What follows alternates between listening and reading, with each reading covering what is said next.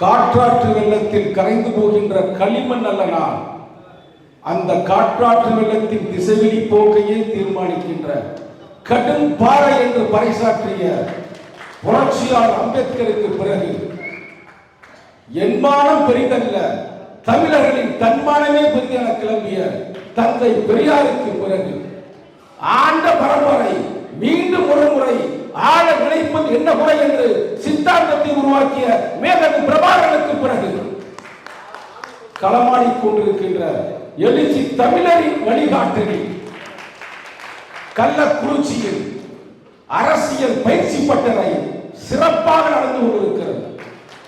இதுதான் சிறுத்தைகள், இதுதான் கள்ளக்குறிச்சி சிறுத்தைகள், கருத்தாளமிக்க சிறுத்தைகள், வீரியமிக்க சிறுத்தைகள், தமிழ்நாட்டை ஆளப்போகிற சிறுத்தைகள் அப்படின்றத பிரகடனப்படுத்தியிருக்கிறீர்கள்.